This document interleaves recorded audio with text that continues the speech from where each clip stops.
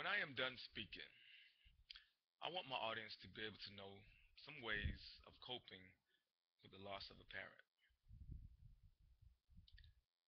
February 13th, 2009,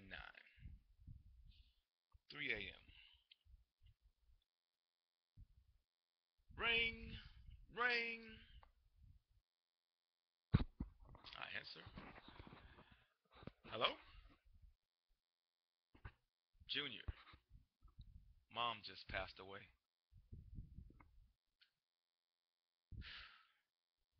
Ladies and gentlemen, that was one of the most disturbing and the worst phone call I have ever received.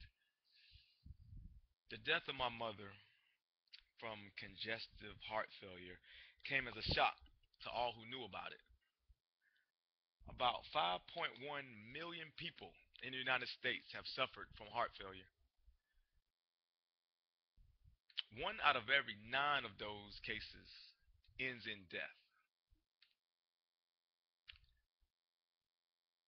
Now, listen, this speech isn't about the cause of her death, it's about the moment after that. For those of you who have never received that call, how many of you thought, I don't know what I would do if I ever lose my parents? Well, there isn't a right or wrong way to deal with it.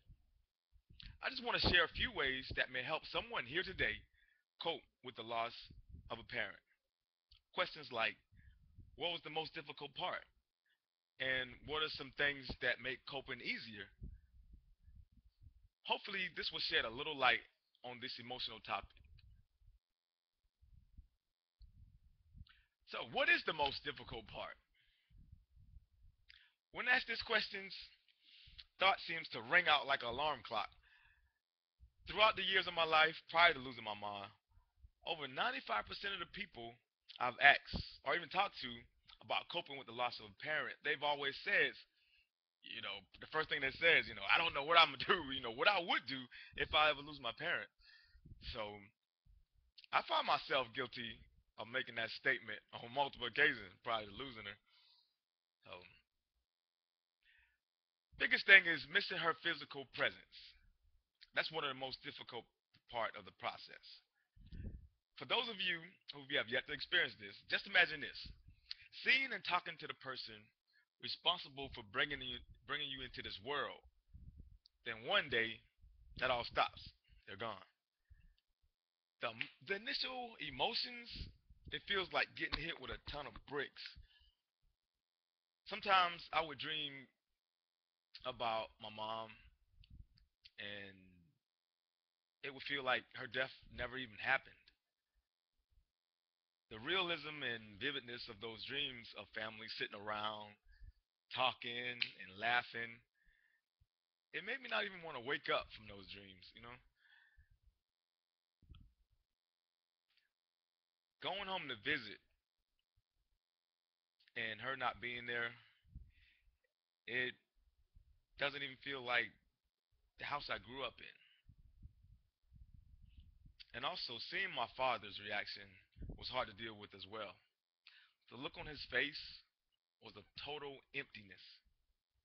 We would often talk about the deep feeling of loneliness that he feels even to this day.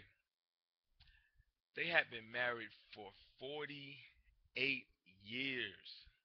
Imagine that, right? According to the American Psychological Association, 40 to 50% of American marriages ends up in divorce. Yeah. So, to see them married for so long and for them to have that love for each other up until the day that she died, it was just a overwhelming thing.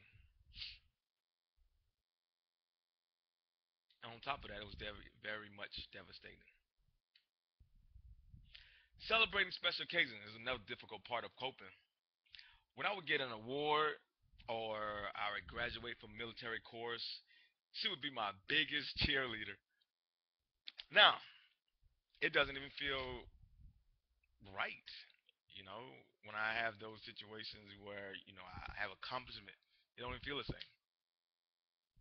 My birthday is one of the main celebrations that I think of that was very important to our relationship. I can remember waking up that morning and thinking, I can't wait to get that phone call from my mom. Every year prior to her death, she would call and sing me her rendition of the birthday song.